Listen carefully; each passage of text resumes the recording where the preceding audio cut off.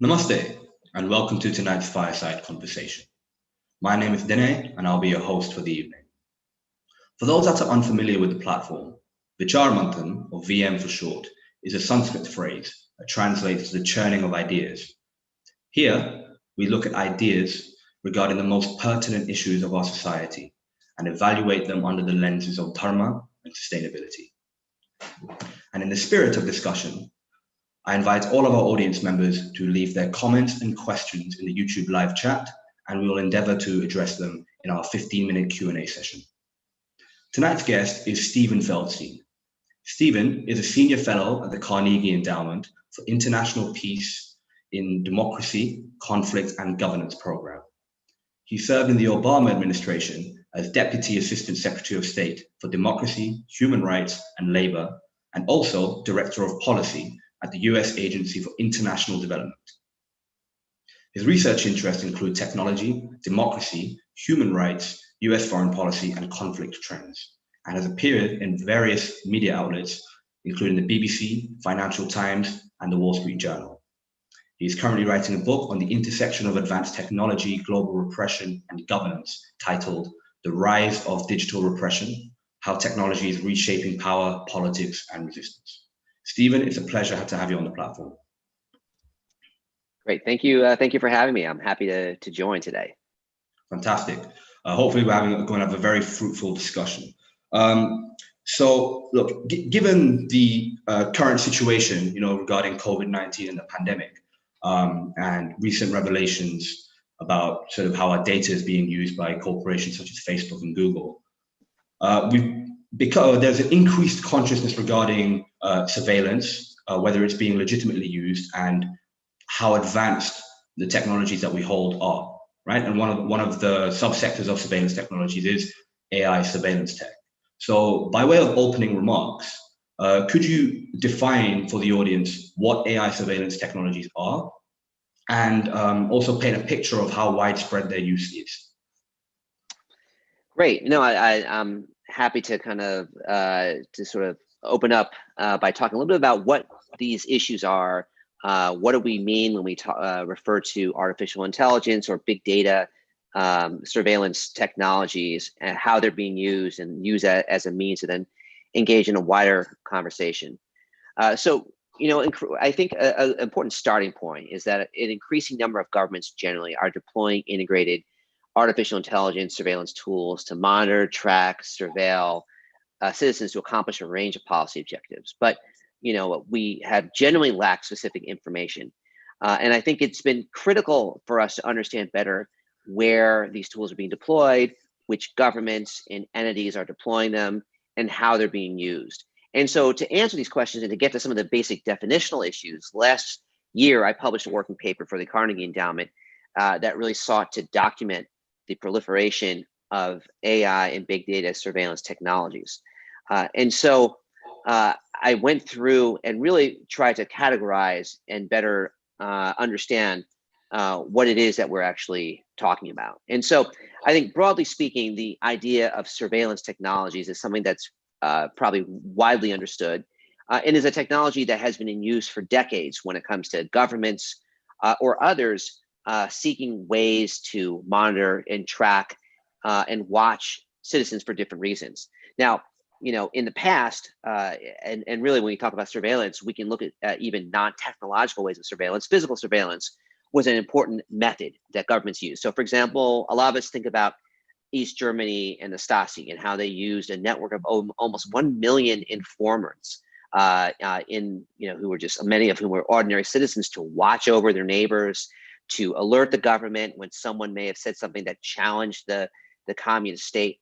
And that's kind of a baseline level of surveillance, where it's really just people that within your your social network, within your peer network, who will actually watch what you're saying. And then new techniques have sort of evolved beyond that. So we're familiar with things probably like wiretapping in the UK. CCTVs is a really important way that the government uses to track what's happening, particularly in public spaces.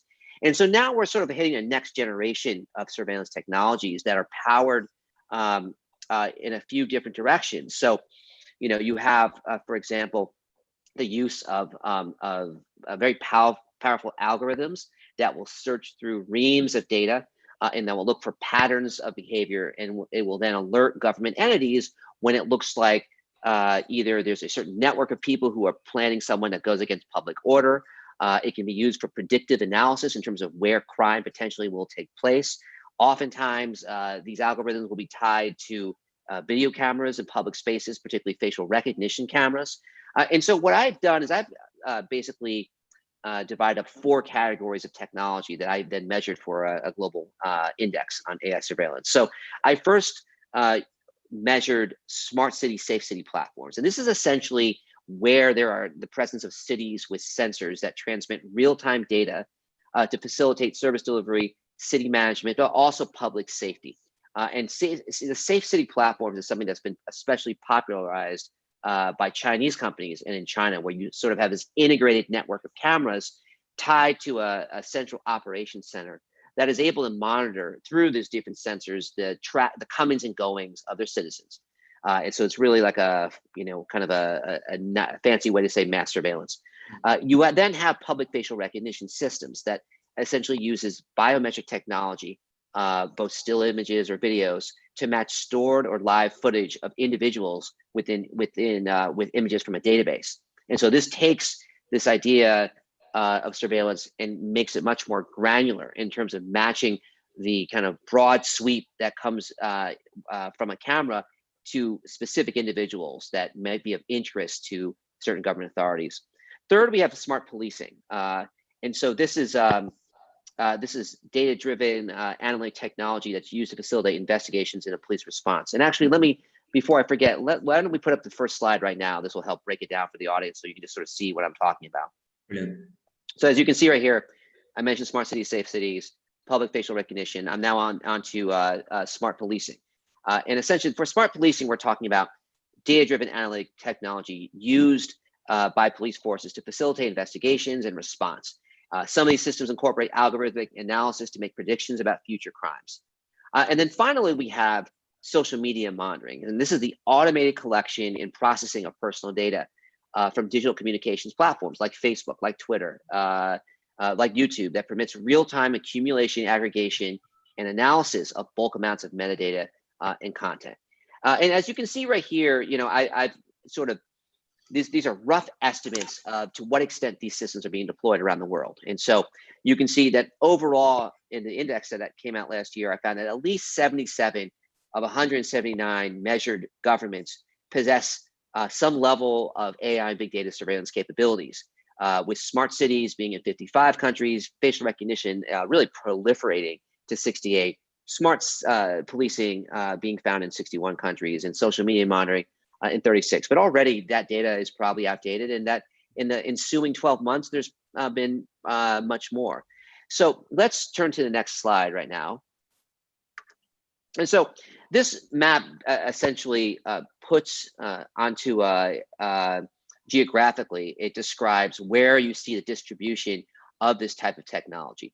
And so the blue correlates to autocracy, so governments that are authoritarian like China, Russia, Egypt, and so forth. And the orange relates to democracies. And so I think there's a few things that are pretty interesting insights in terms of how the data I collected actually maps to which governments are using them where. So first, as you can see, there's a pretty even split between authoritarian states and democratic states using this technology. So it's not as if we're only looking at places like China or Russia that are deploying this technology. The UK, the United States, Spain, good liberal democracies are also using this technology as well. The regions with the highest adoption are East Asia and the Middle East. And, that isn't a huge surprise to me. The Middle East, especially with the Gulf states, is always been kind of at the cutting edge of having both the resources and the political interest in using this type of coercive technology. Africa remains a laggard. So you can see here that only about a quarter of states in sub-Saharan Africa actually use this technology, and in part that's due to a resource gap. I think that gap will be closed, particularly because the Chinese are really helping a lot of countries in Africa get up to speed when it comes to acquiring these capabilities.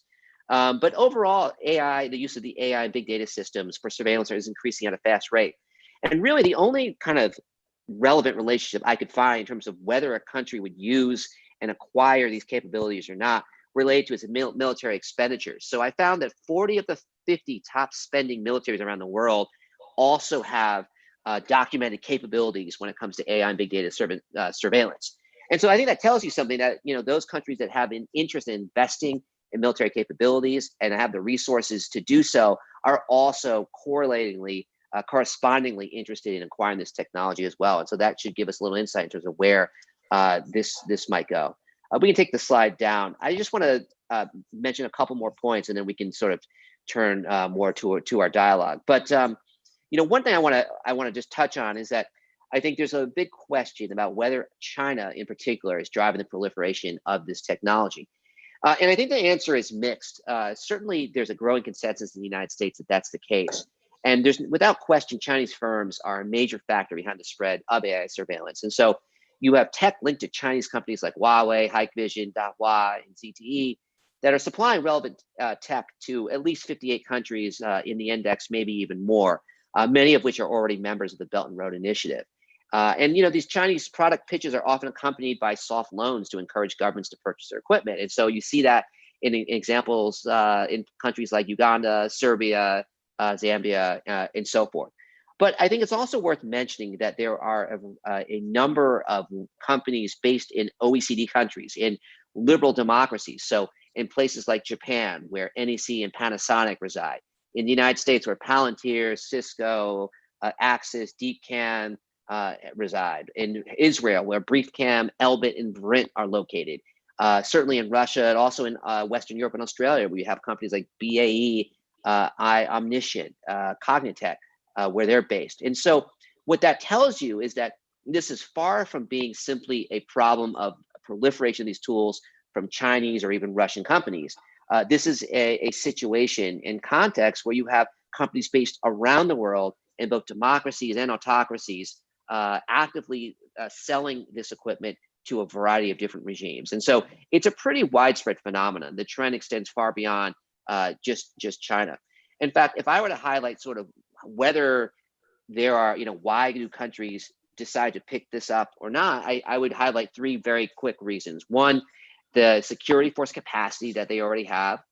So if you have an advanced intelligence services and security forces that can actually make actionable this data and turn this into something that will help with political survival of a government, that's a strong indicator that this is these tools will be useful to that government.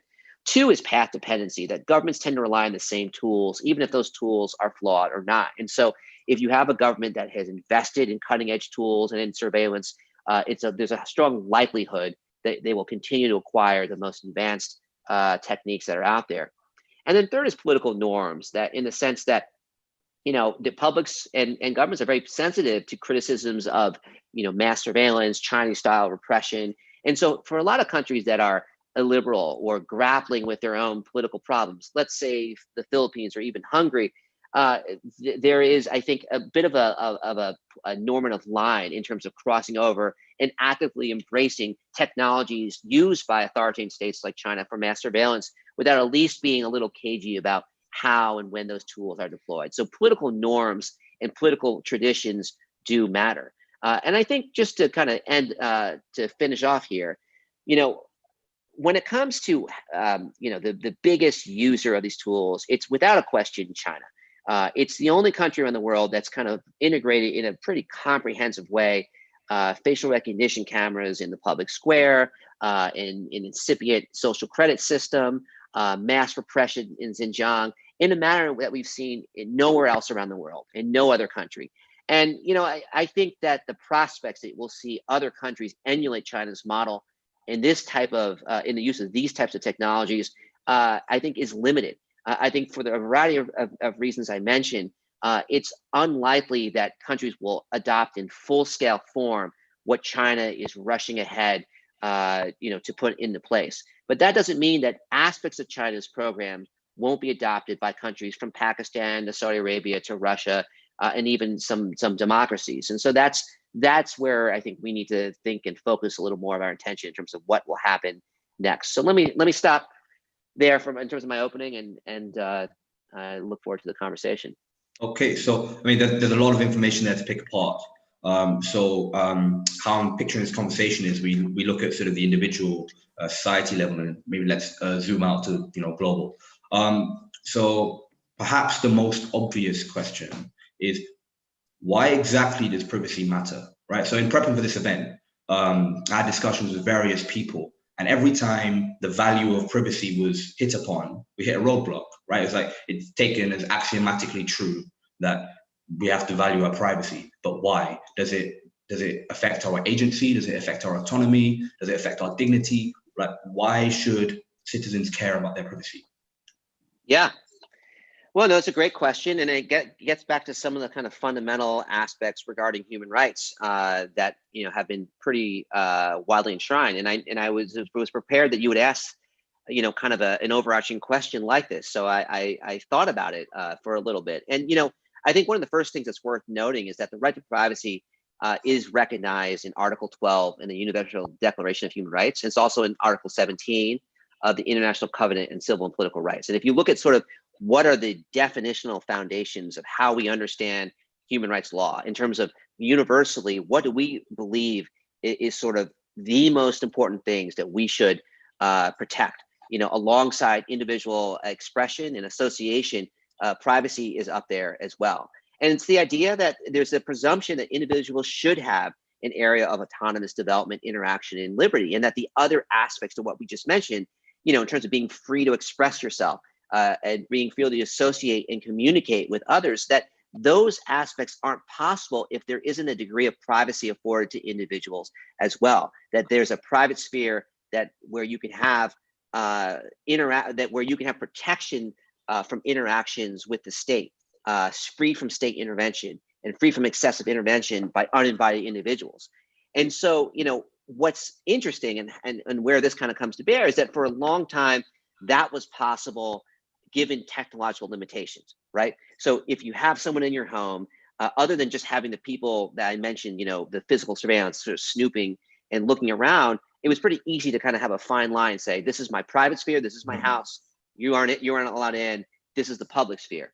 So the problem that we're in right now, the challenge is that with this sort of merging of offline and online, the fact that what you communicate in terms of chat messages on Twitter or Facebook, or even in something more like WhatsApp, is now something that governments potentially can access. It really has eroded and also, I think, muddied the waters in terms of what is and what fits within your right to privacy and what doesn't. And that's where so much, I think, of the struggle is taking place, both in democracies and autocracies, where democracies are trying at least to preserve some aspect of it, but it's not clear exactly where that privacy line begins and ends. And in autocracies like China, they've essentially made a full-scale assumption that we're not going to allow it, and we have every right to monitor, to filter, to censor, and to watch any kind of communications that takes place on online platforms, whether it's on WeChat or whether it's in some other entity. And if that other platform won't allow us to do that, then you're kicked out, and we're going to make it hard for its citizens to access that. Okay, so essentially then, the question about privacy is, correlated to our technological advancements, right? So let's look at internet platforms. Our private sphere is sort of diminished because we've brought in Facebook and Google, let's say, into our private sphere. That's what's happened. So I want to bring this quote to you from The Atlantic. There was an article published in 2020 about China's use of surveillance, and you could tell me what you think about it. So it says the country's political structure, in reference to China, encourages rather than restrains this technology's worst uses, right? So companies such as, let's say, Huawei in China are unrestrained by ethical norms, whereas maybe someone like Facebook or someone like Google, even though they have their fair share of problems, are more prone to being restrained, right? So what does the ideal relationship between a government and its corporations look like when it comes to surveilling its citizens? Yeah. I would say there's sort of two levels of issues when it comes to China and what you've just talked about. So the first level is that there are much lower there's much lower government regulation when it comes to privacy, period, in terms of what data Huawei can access for its own, or let's say Alibaba, or let's say WeChat can access in terms of exploiting that data for monetary reasons, right? So they can monetize that to a pretty far degree, as does Facebook, frankly. But there's very little that the Chinese government will say in terms of you can't do this. But the second level, which I think is much more prevalent in China versus most other countries, particularly democracies, is that the government feels that it is allowed to avail itself of this data when it wants to for political reasons. So it's not just that people will read and mine WeChat messages in order to figure out what your consumer preferences are, right? Which does happen.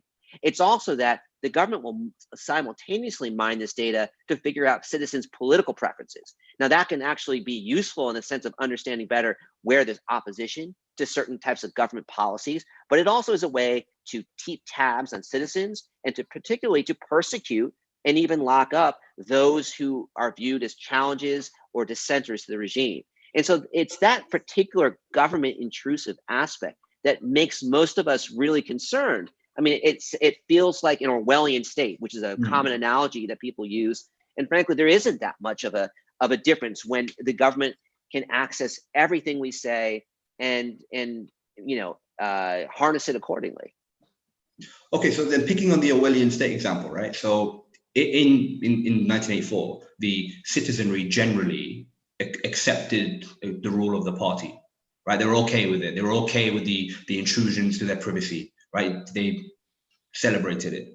Whereas, let's say in the US or in the UK, there is this mistrust of the government, right? So as soon as the government say, we want to watch you, that doesn't seem okay for some reason. So is this because China's beaten their citizenry into, acceptance, or is it a difference in political values? Yeah. Well, so a couple of things on that. First of all, I think what's really interesting, especially you look at the United States, the U.S. As a country, it was born out of a resistance to governmental authority, and the fact is that the Bill of Rights and the Constitution is a specific carve out that is meant to sort of set in stone why U.S. citizens, what rights U.S. citizens have against the intrusion of the government. So from the very inception of the U.S., this idea that government overreach is a bad thing, normatively is a value that is not consistent with U.S. democracy, has been a cornerstone, to the U.S. In China, I think that it's complicated. I don't think that there's sort of mass acceptance. I think maybe resignation is a closer part to it. But frankly, if you look at the evolution of the CCP, the Chinese Communist Party, and how they have ruled since ascending in the 1940s, the late 1940s, it's through a mixture of different methods, but one of the primary methods has been coercion. So coercion is a key plank to what allows the Chinese Communist Party to remain in power. And so a natural extension of coercion, whether it's tactile surveillance or now digital surveillance, I mean, this is how things have operated for a very long time. And so while I think there are many within China who push back, I think there's also a resignation that the power of the state is such that it's hard to resist, that a large mass of people accept it because there are other benefits they get, particularly economic growth. So it's part of the bit of the bargain of China in general. But I think overall, if you were to kind of ask people privately, which is hard, is this something that you truly agree with, that the government is able to monitor most of what you say, and that you have to self-censor very carefully and use code words if you want to allude to things that the government does that you disagree with? I think privately, a lot of citizens would say, I don't know, this is a great deal. Yeah, for sure. Yeah, that definitely seems realistic. Okay, so see, what we're talking about then is the ethics of AI, right? We're not talking about the lawfulness of it, because in China, I imagine they're using AI surveillance tech lawfully. So let's say in our liberal democracies, I imagine we'll talk about the US specifically. How do we assess the lawfulness of surveillance use, and does AI pose any unique challenges as opposed to surveillance technologies in the past? Yeah, that's a great question. So, I think if you look at kind of the global norms that have developed in terms of when surveillance is legal and legitimate and when it's not, so there's sort of three ideas that people bring to the fore. necessity, proportionality, and legitimacy considerations. And that should really be the guiding precept no matter what country you're in, whether you're in the United States or China. But the idea really is essentially that, is the surveillance measure necessary to accomplish a critical and legitimate public order priority? And is the use of surveillance proportional to the threat at hand? And so that balance and set of considerations ought to be the starting point for analyzing whether a particular surveillance measure, whether it's something that's non-AI or not, is something that is legitimate.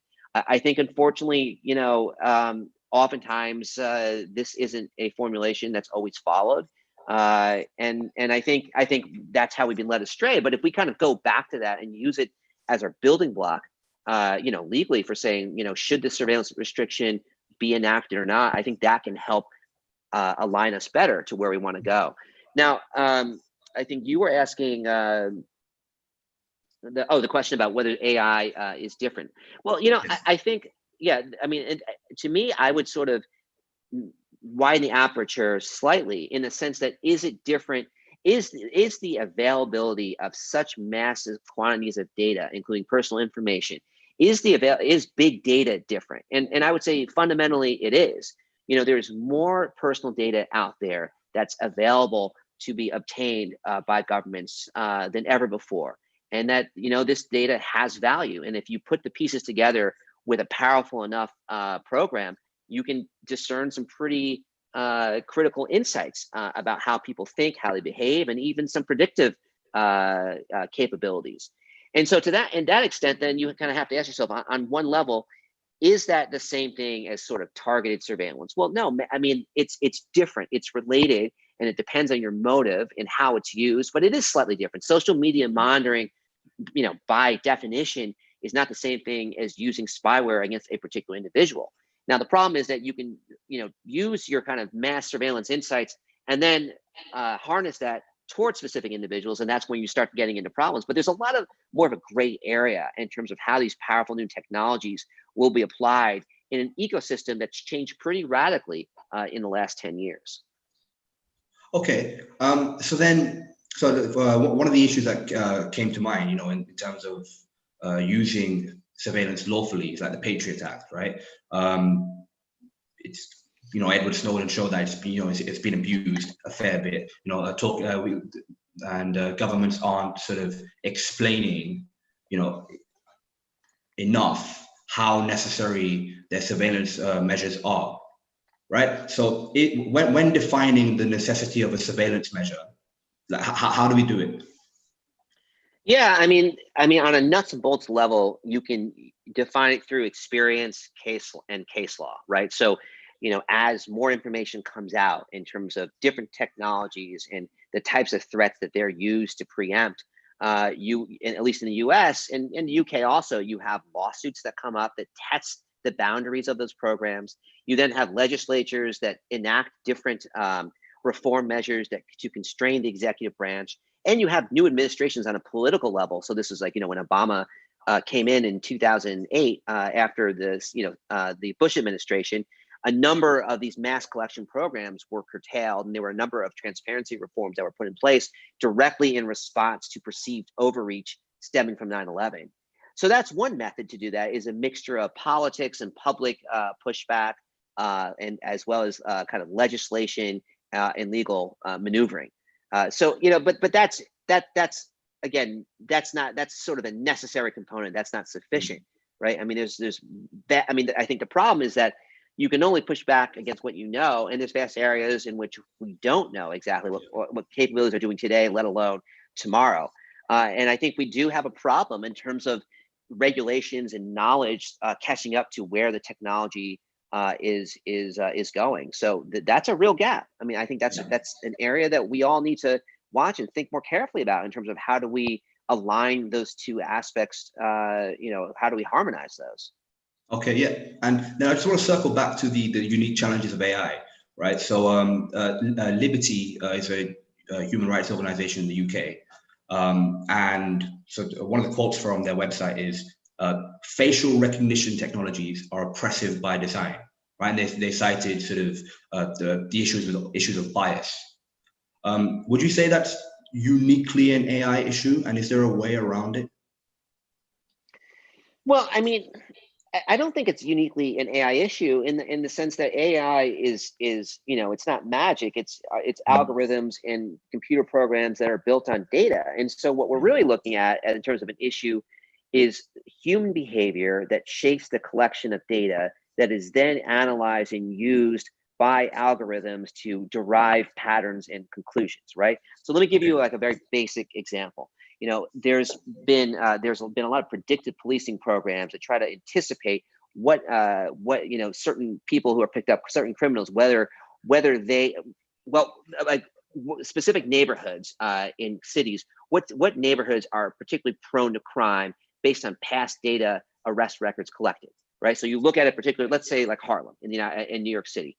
You have this police database. It says we've had 15,000 arrests in the past year, and that's 5,000 more in Harlem versus any other neighborhood. Therefore, we need to concentrate more policing there and have more arrests. Now, the flaw to this analysis is the fact that there may be over policing in Harlem due to a higher than average African American population. So if the police are targeting a specific ethnic group who happen to be based, a racial group who happen to be based in the neighborhood, and that then leads to more arrests because there's more of a police presence there, there's a false conclusion that therefore African Americans or African American communities are more prone to commit crimes because there's a higher arrest record. And this is a flaw. This is a bias that has been embedded in numerous predictive policing programs. But it all goes back down to discriminatory intent by the police forces because they have over-policed an area and concentrated their efforts without any real evidence based on racial characteristics alone. It then feeds into a program that continues to carry on that bias into how its algorithms actually undertake predictive analytics for the future. So you see, to me, the starting point or the problem is not the algorithm, it's the biased data going in. I think they say bad data in, bad outcomes out. Okay, brilliant. Okay, that makes perfect sense then. All right, so right, let's zoom out then, back to the global order, if you must. So we had a conference, right, in the summer called Sustainable Narratives. In it, we had a chat with Professor Steve Tsang, who specialized in studying China's governance systems. So a quote from there, he said, "A sustainable global order for the Chinese Communist Party is one that is conducive to authoritarianism." Right. So given China's huge push to supply AI surveillance tech to countries like Uganda and Zambia, like Mauritius, who I remember from the report, would you agree with this statement? And does their push in supplying this tech reflect that statement too? Yeah. No, it's a statement that I half agree with. I agree with it in the sense that, I think all things being equal, China would prefer to have governments that are like-minded in terms of the political systems because it lends legitimacy to their own, which essentially, the flaw with authoritarian governments is that you're not really governing with the consent of your population. You're using coercion and other means in order to govern. And so that butts up against fundamental problems of legitimacy, which the CCP is always concerned with, right? And so to the extent that people see alternatives out there, that tends to undermine the CCP's legitimacy overall. And so the more you have like-minded authoritarian states, the better off it is in terms of their own political survival.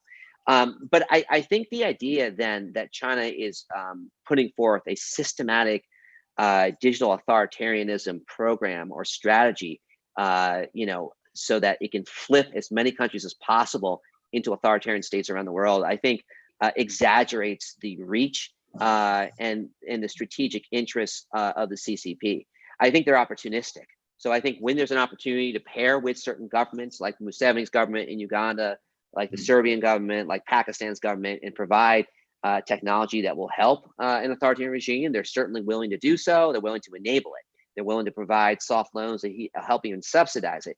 But I think you have to ask yourself another question, which is that, for many of these regimes, whether it's in Thailand or Ethiopia or other countries or Turkey, would what are their leaders' own agency and ideas for how they want to govern? Would they turn to authoritarian means anyway, with or without China? In other words, you have to look at the counterfactual and say, do these governments have their own self-interest in propagating a non-democratic type of rule? Or is it just merely because of China's support that they're turning autocratic? And I would say, in my own perspective, looking at the data that I have, it's much more the former, that countries have their own interests governance-wise, whether it's authoritarian or not. China can help enable some of that. It can help push it over to some extent, but that even without China there, you'd still have authoritarianism, you'd still have repression, you'd still have this type of leadership model in place. And that's where I think the analogy or the description falls a little bit in terms of China's role in driving this proliferation worldwide. Okay, so then because China aren't the only one, as you said earlier, right, providing these technologies. You've got, for example, the UK, BAE Systems providing these technologies to Saudi Arabia. So as a country then, from an ethical standpoint, are there any responsibilities in terms of who we provide these technologies to? Yeah, well, there are and there should be. One thing I would mention, in fact, that I think, you were talking about 9/11 earlier, and I think that's a really important point, because if you look at how so many of military tools, how if you trace their proliferation starting in the early 2000s, so much of that, particularly going to authoritarian regimes, actually was a function of the war on terror that the U.S. The U.S. strategy that was instigated by the Bush administration, that made it a top priority to give powerful armaments to all types of regimes that were fighting terrorist threats, regardless of whether they were authoritarian or democratic. And it just so happened that many of these tools were not only used to counter credible terrorist threats, but also to counter domestic dissent. And so, when we sort of say how and why did this proliferation occur, I think even before China was really a big player in terms of spreading digital authoritarian-like tools, the war on terror, the national security strategies initiated from 9/11 were a primary instigator. So I think that's a really important point just to kind of mention. Now, in terms of ethical standards, there are standards in place in the United States, for example, where they probably the biggest law they have is called the Leahy Law. It's named after Senator Patrick Leahy, and essentially says that when there's credible evidence of human rights abuses by an armed forces of a unit, that automatically triggers a review and prohibits the further provisioning of training or assistance, military assistance to those units. So that's kind of your sort of starting point in terms of standards of who should get different types of weapons, right? Now, that doesn't extend to surveillance. That doesn't extend to much of this other sort of area we're talking about. So that's a big gap. That's one. But I think second of all, like even with something like the Leahy Law, it hasn't stopped the U.S. from providing significant weaponry to countries like Saudi Arabia, who are prosecuting a very troubling and continued escalation of conflict in Yemen, with a lot of human rights abuses associated with that, right? So while there should be a higher ethical standard, and frankly, democracies should scrutinize much more carefully who they provide powerful technology and systems to. That hasn't really been at the forefront of U.S. or other countries' policies thus far. So it's a problem that has yet to be resolved, I'd say. Would that resolution solely come from within the country, or should there be some form of international effort to cooperate, I suppose? Sure. There's a few ideas that people have batted around, either in terms of, voluntary arrangements, alliances of democracies. I just think I find it, I'm skeptical that we can get from here to something kind of multilateral that's enforceable without countries finding other ways around it, or just deciding that their own priorities, whether it's their national security priorities or frankly their economic interests, are more important than acceding to human rights standards. And I don't know that that's going to change anytime in the near future. I don't think the political will is there right now for it. Okay, and so then again, further looking at this question of the global order, well, let's say so Huawei, right, provided smart city technology to Mauritius. Am I correct? Yeah. So I imagine, right, all that data is stored on, let's say, a cloud server in China, right? So this means then, so like companies like Huawei, and I'm saying this for you, many examples, are holding or the data of countries outside of them. So does this weaken sort of the political standing of that country, or like their security measures at least? Yeah, I mean, I think hypothetically it would, in the sense that if this type of data is actually something that can be accessed and there's enough utility in terms of this data that, China's authorities could find some means to leverage it, certainly. I think the thing that I found so far that I haven't found, I mean, there's a lot of speculation. There's a lot of people who are sort of saying this could happen and this is a harm that potentially may arise, but no one has actually been able to document much in the way of actual harms when it comes to Chinese authorities, specifically using smart city or safe city data and turning it into a tool of repression. Now, there have been, instances, I think, one example that a lot of people talk about is the fact how China helped build the African Union headquarters in, I think, like 2008 or 2010 in Addis Ababa in Ethiopia. And it was this like really, beautiful gift to the, to both Ethiopia and the sub-Saharan, in the region in terms of a shiny new building that people could meet in. I've actually been in it. It's very nice. For what it is. But what they also did, what was disclosed, they also bugged the whole thing. So they were able to record and access the confidential communications of different people, officials in there. Now, so that's kind of the example a lot of people turn to. But to me, that is a much more specific infrastructure oriented type of abuse violation. It's not the same thing as having data on a cloud that Huawei then hands over to the Chinese government that allows them to look at the comings and goings of particular Mauritians of interest, or to use that as leverage for diplomatic relations. Okay, so then, for example, the EU then, right? Because the EU looks like a multilateral organization that is attempting at least to provide some form of regulation. Right. Would you say the EU is sufficient in regulating companies like Facebook and Google, or does the EU need to expand its reach? Yeah, well, I mean, you're really touching upon a live issue, because what I think we're expecting as soon as next week for the EU to come out with new regulations or a new proposal framework for regulations called the Digital Services Act that will actually ascribe legal responsibilities for platforms on this very issue when it comes to both data privacy, political advertisements, but most importantly, intermediate liability protection for when it comes to the balance between allowing certain types of disinformation and hate speech and having to take that down. And so, this is a big issue that I think has been slowly building momentum. And now we're finally going to see kind of where the EU comes out on it, what the implications will be for big tech. Will it be something that significantly damages or forces a change to their business model, and what the pushback will be and what will happen next. So I think we're on the cusp of some big new decisions on the regulatory front. And starting next week, I think we can start to see what the implications might be on that side. Okay, so then actually this reminds me, so the EU Commission suggested a law banning black box AI technologies, right? So AI technologies that in which their internal logic is not understandable by a human being, right? So this is an issue of transparency.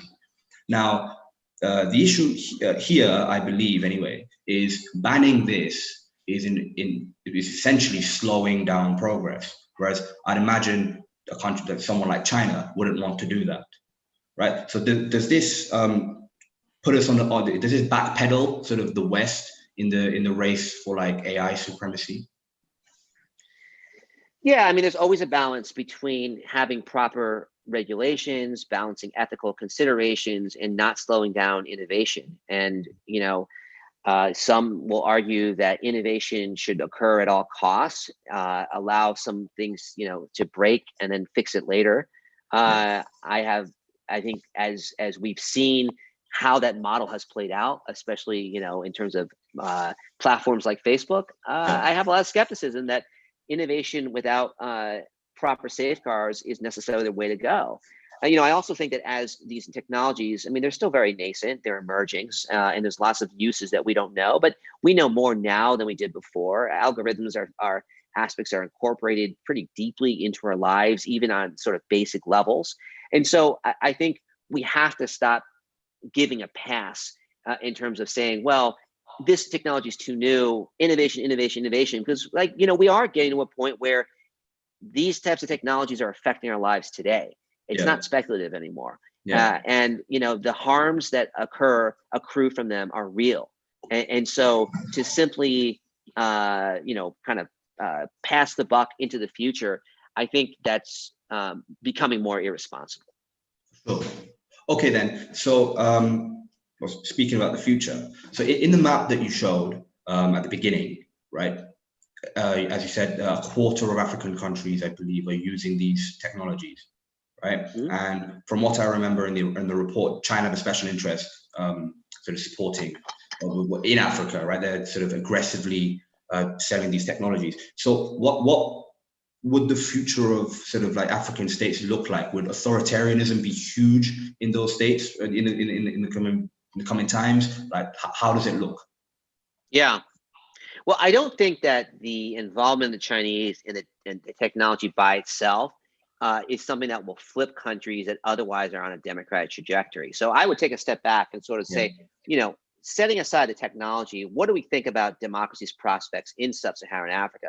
Mm. And it varies by sub-region, but there are places, for example, in Central Africa, where democracy is just a really tough proposition, where the majority of countries there, DR Congo, Central African Republic, are beset by conflict, war, corruption, kleptocracy, and so forth. And so it's not as if that we were looking at a pluralistic democratic set of states, but for China's involvement in technology, they were already at a pretty low baseline. And I think other countries that have started to dabble and sort of rely on Chinese technology. Zimbabwe is one country I mentioned. Uganda is another country. Those are places that already are prone to be authoritarian. So, Mugabe was in place for many years before, this type of technology started to become prevalent. So in that sense, I also kind of question to what extent the technology is leading the politics as opposed to the politics being at the forefront and the technology helping to sharpen some aspects of repression in those states. I think to me, that's how I would put it. Technology, I don't view it as necessarily a driver of political of authoritarianism in sub-Saharan Africa, but I do see it as helping in certain aspects to deepen how repression occurs. So in Uganda, just recently, they talked about how this facial recognition system that Huawei has helped deploy in Kampala, in the capital city, on behalf of Museveni, is actually being used now to target opposition leaders, including Bobby Wine, who's the main challenger to Museveni. And so, would Bobby Wine be persecuted without this technology? Certainly. Does this help Museveni become more efficient about it and more effective in terms of how he puts the clamps down in terms of the opposition? Most likely it does. And so that's where I see the critical difference happening when it comes to tech and repression. Yeah, I think I'd agree. As in, so technology is in a sense amplifying what's already there, right? Like everyone talks about how people are ruder on Facebook because of the anonymity. Okay, so then moving on to let's say solutions, right? So what does an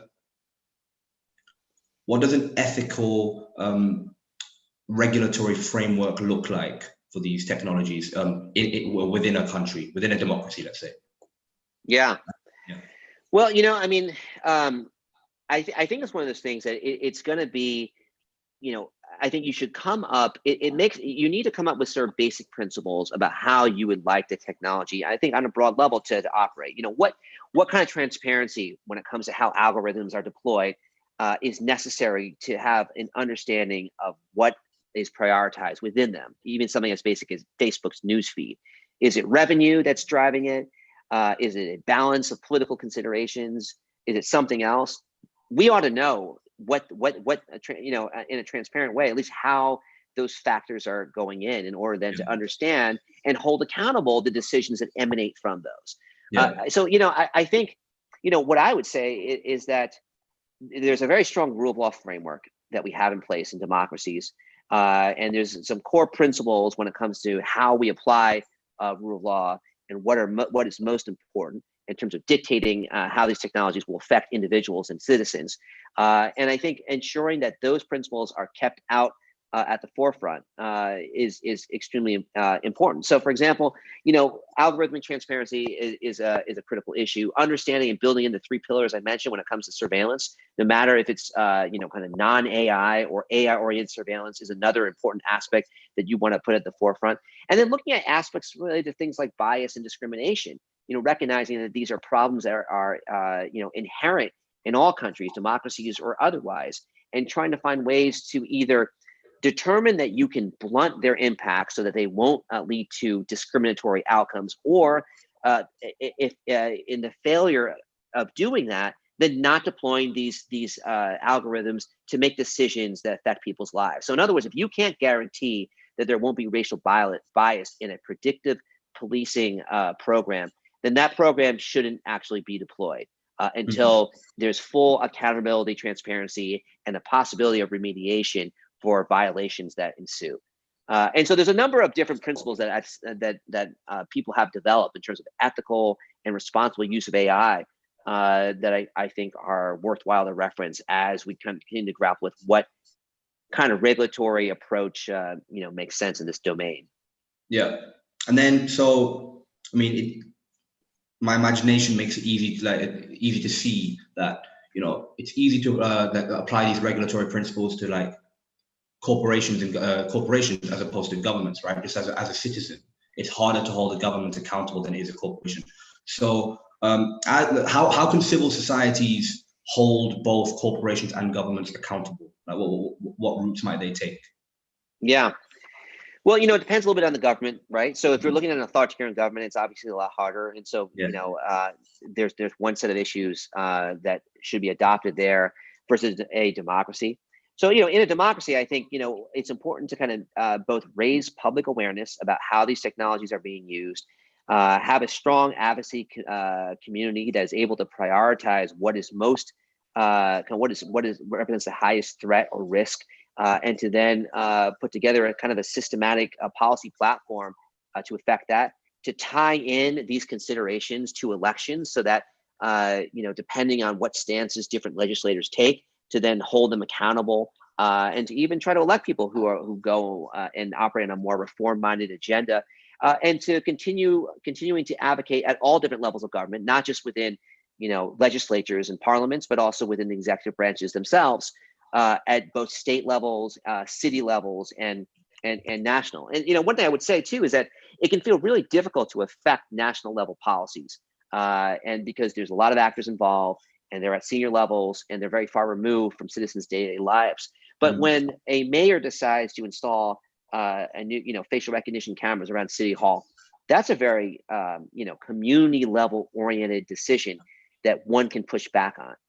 And that's where, for those individuals who are watching, you can demand a hearing. You can ask tough questions about that. You can also access groups like Privacy International, Amnesty, Electronic Frontier Foundation, so forth, and others, and have them help you make the case at a local level to your local officials when you see things like that, whether it's a predictive policing program used by your local police forces, social media monitoring, used by law enforcement officers, or facial recognition cameras used in public spaces, and ask tough questions. Why is it being used?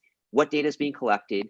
How is that data then being exploited, by government authorities? Those are some good tactics, I think, concrete actions that can make a difference. Brilliant. Okay, that's a very practical point on which to move on to. So I'm going to open up to the audience now for the Q&A session. Right, we'll do this for about 15 minutes. Okay, so the first question we have is from Brother Betker, and the question is, are the necessity and proportionality tests just for the courts, or should they shape the way politicians think about these issues? Yeah, I think they should affect policy, and they should be, certainly it makes sense from a judicial standpoint if someone is, putting forth a lawsuit related to the use of a surveillance measure, that this ought to be a standard that helps guide whether that suit is successful or not. But I would hope that it can be incorporated in terms of policy decision making on a day-to-day basis, so that when a surveillance measure is being considered in a particular instance, that these principles are then applied by those policymakers themselves, and they say, well, is this something that meets the litmus test that we've established with these three pillars in mind? Okay, brilliant. And then, so the next one we've got is from Sumit Sharma. Has there been any research on the global proliferation of AI surveillance as against the extent of constitutional protections on the right to privacy? So I think, so tell me if this is correct. So it essentially matching up the proliferation of AI capabilities to constitutional harms, is that right? Or to constitutional what? Yeah, I think that does it correlate to sort of violations of constitutional protections? Right. Yeah. So I haven't seen anything that has quite gone there yet, partially because, and I can even tell you with my own data, it was a first stab at trying to create an inventory for something that's still not that transparent in terms of who has what. So my own index is essentially a binary index where it's sort of, is there a presence of one of these four capabilities or not? But I don't go much further in terms of how systematic is it, to what extent is it used by different types of entities, and how is this data collected? Because so much of that is just impossible to find in terms of different countries. As more of this information comes out, and then you can start to parse this data in a more nuanced way, I think that's absolutely the next step in terms of where research should go, in terms of looking at how these individual efforts in systems and platforms, how they are correlating or not to particular harms. So I do hope in the future, whether it's me or other researchers, that they'll be able to kind of look and understand better that interaction. So I think it's a really important area to go into. Brilliant. Okay, this is just for my curiosity. So when you were doing the research for this report, what were you just looking at what these governments have made publicly available, or was there a bit of digging involved? Yeah, it was a lot of digging. In fact, Okay. what governments made publicly available was very, very little. So I didn't, really rely on that too much. I mean, especially when you're looking at governments like Kazakhstan or Pakistan, it's not as if they have procurement documents out there for you to see. What I did rely upon is, extensive parsing through expert organizations, both regional, global, like Freedom on the Net, Privacy International, and so forth. Lots of different journalist sources, articles that were put out. I did a lot of content analysis, so I would look through country by country, all the material I could find, putting in different keywords, AI surveillance, facial recognition, big data, and then use as a starting point to then delve deeper and deeper and deeper. And there's a lot of material, and then some of this I even supplemented by field research. So I went to 4 or so countries, for the book, where I also looked into this issue. I went to Thailand, the Philippines, Ethiopia, and Hong Kong, and so I got more information on the ground from people who are actually, encountering this technology face to face. So it was kind of a multi-level effort, but ultimately it was a content analysis keyword methodology that I used to try to suss out country by country what was happening. And I will be the first to admit it's a starting point, but it's imperfect. That one of the problems is that some companies, so I saw a lot of information actually came from companies themselves. Like Huawei has tons of case studies that it puts out in terms of either projects it's implementing and what their capabilities are. But companies have an incentive, some of them to trumpet what they're doing, and other companies want to be very quiet about what they're doing. And so, in that sense, some of the data that came in was biased towards those companies that wanted to be very loud about their products for marketing purposes. So, but like I said, it's meant to be kind of an ongoing working effort to continue to collect more information and data, but it wasn't easy. Okay, yeah, brilliant. Okay, that's a good picture. All right. So I'm going to move on to closing remarks then. Um, we've talked a lot about ethical use of sort of surveillance technologies, and it's quite nice actually, because one of our questions in the Q&A is effectively the same. So what does a sustainable ethical set of surveillance regulatory laws look like? And so maybe like 4 or 5 principles that we can sign off on. Yeah, I think it's hard.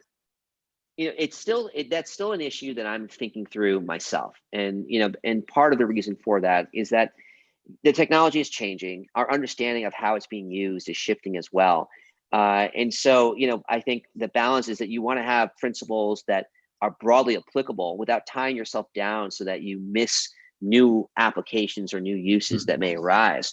Yeah. But I think you certainly want to have explainability as a key aspect, right? You want to be able to understand that if a particular algorithm is being deployed in relation to a certain issue, like predicting crime in a particular area, that you can actually understand how it got to the outcomes and findings that it did, that it generates. Because if you can't actually work backwards through that, then it's impossible to know if the data is biased, how verifiable, and how legitimate it is. So certainly one aspect is explainability, and that relates to the transparency aspect as well. Yeah. Just as we, I think, as a public, ought to demand more when it comes to really understanding how newsfeed algorithms in YouTube or Facebook or Twitter, how they work, and what balance of factors come into play when different recommendations are queued up. I think that is an aspect that will be for whether companies want to or not. I think ultimately that is the direction that we're headed into. Just getting a much better understanding of how these different decisions come into play, so that we can understand better then what are the actual causal reasons for the proliferation of disinformation, right? Because right now there's such a muddle. I mean, there's some research points out to disinformation being a result of a kind of rabbit hole of news feeds that continue to show extreme content, and so that people, there's a theory that people become radicalized by their news feeds. There's more recent research that says actually people only look at 1 or 2 videos on YouTube, and that their kind of descent into only getting kind of into these filter bubbles of extreme content actually comes from mainstream outlets. So from radio talk show hosts with extreme bias, from TV outlets that have a viewpoint that is reactionary, and that they then will search for content based on what's told to them, but it's not actually the news feeds that are dictating that. Well, how do we know which one is true if we can't actually understand better what decision making goes into these algorithms to begin with? So that to me is another aspect I think will be extremely important in terms of where we go in the future. And then of course it's the issue of accountability for harms and remediation, right? And it's one thing to say, here's what we do, and you may not like it, but there ought to be some level where we say, if these violations occur through either intentional or indirect problems when it comes to the deployment of these technologies, then there ought to be a way to redress those harms. It's a core principle when it comes to how law, the rule of law works in general, and it ought to apply in this domain as well. So those are a few initial ideas, but there's a lot more out there. For sure. About. All right. Well, Stephen, I had a lot of fun with this conversation. It's very informative. Thank you very much for your time. Yeah, thank you. I really enjoyed it as well. I appreciate the invite, and I look forward myself to seeing more of the different dialogues that that the group runs. Fantastic. Thank you. So thank you to all our audience. Hopefully you can take a lot of these very sort of individual implications of surveillance technologies, and maybe look at reevaluate our privacy and see the implications of the global order again on ourselves, right? The surveillance, it seems, is very, very important, much more so than a lot of us give it credit for. Thank you to our well-wishers for their continuous support. With your contributions, we are successfully able to host these events. If you would like to become a well-wisher, please visit our website for more information at www.vicharmanthan.org. You can also join our mailing list, have a scroll through our past events, and enjoy reading our papers. Feel free to also add us on Facebook and Instagram to keep updated with future events and all our posts. We also hold weekly book clubs across our VM chapters. And if you would like to join our book clubs, please get in touch via our website. And before we sign off, I'd like to let you all know about our upcoming event on the 19th of December, titled, Is Sanskrit Literature Important for Society? Thank you, and namaste.